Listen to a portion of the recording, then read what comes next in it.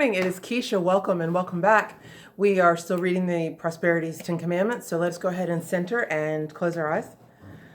Deep breath in and out.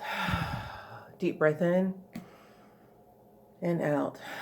On your next deep breath in, pick up all the cares, concerns, busyness, self-created dramas. Just pick all of the nonsense up in your breath and release. Another deep breath in and pick up anything that's left. And out.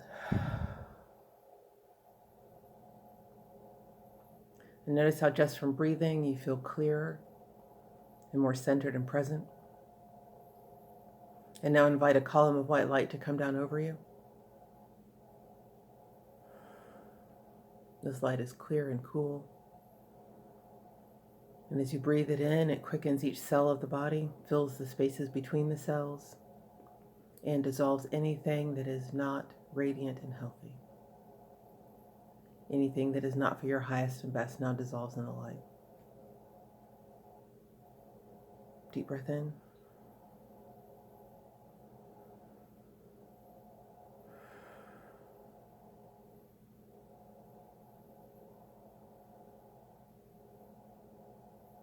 And as the light quickens you, feel it reawakening your inner knowing,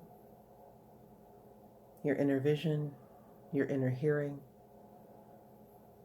so that we can receive messages from the divine.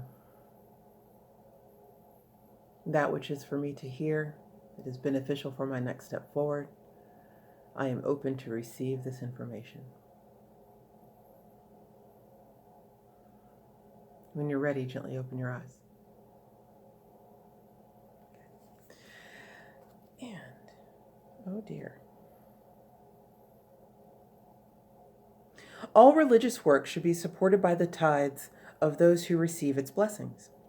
At the time of Jesus' early ministry, the temple in Jerusalem and all other temples of worship were entirely supported by the tithes, the first fruits of increase from the cattle, farm produce, and business investments.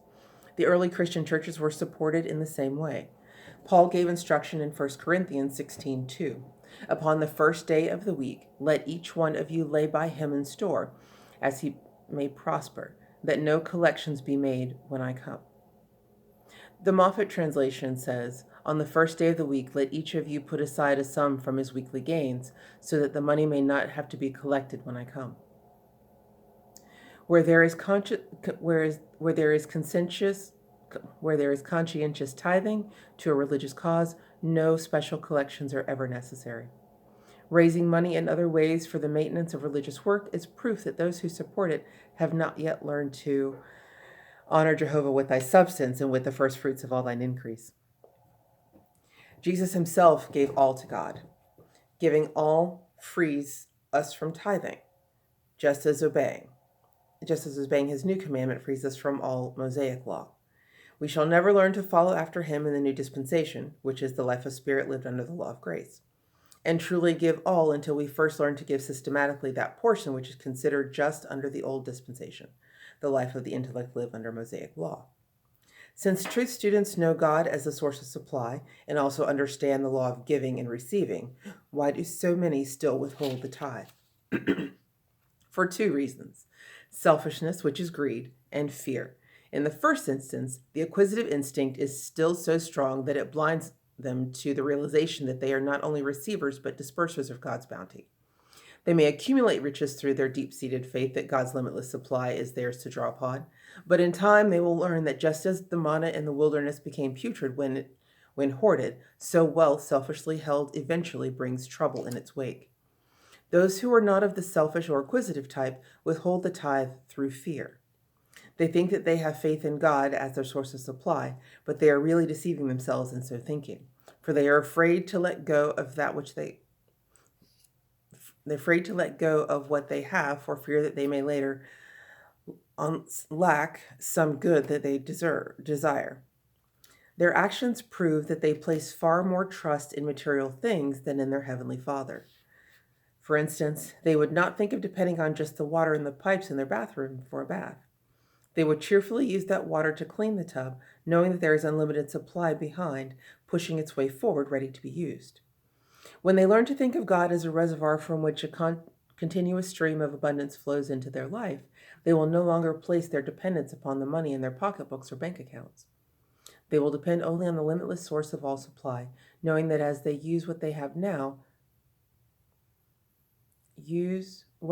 now have cheerfully and wisely, the flow from the source will be continuous. All of these things I have seen and experienced, whether it be people that are regular churchgoers, that when it comes to financial issues are very much that hoarding type and trusting only in their ability, not in the God that they go to on a weekly basis and talk about praying to on the regular. And then the talk about the first fruits in addition to the tithe.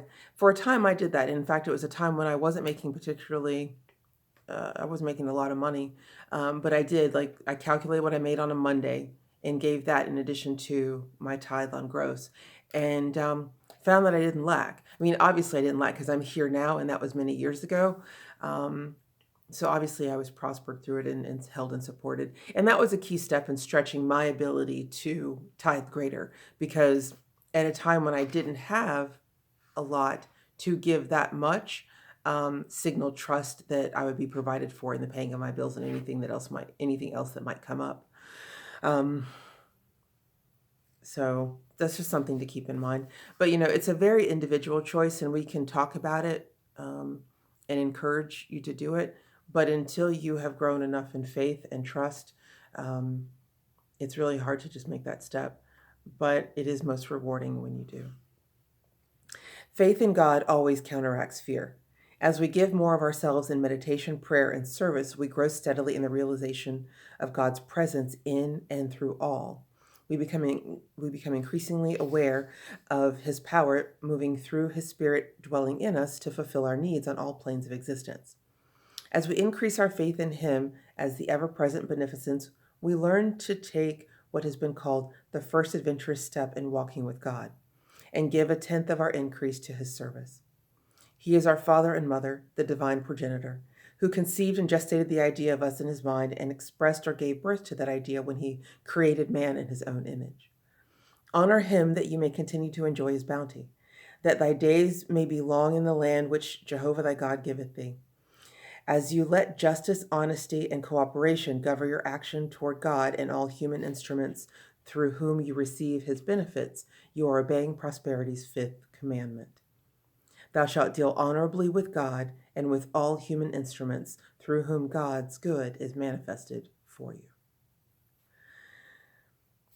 A thought for the week. Let's see what we can do, right? It's time to grow and expand if you're not already tithing. I mentioned Wednesday in the last video. Maybe begin by tithing on 5%, or maybe it's you're tithing on your net, and you're tithing 5%, and then gradually increasing that to 10. And then if you're comfortable at 10%, see what giving of your first fruits feels like. You can never give too much. You certainly can't outgive God. And since nature abhors a vacuum, that which you dispense in love is going to return to you the same. And you can also activate the law of increase, that, as you are partnering with God by giving this 10th, I'm giving with the intention of receiving greater. And so you can ask that any amount that you give or spend even is multiplied by 10, or any factor of 10, because 10 is the magic number of increase.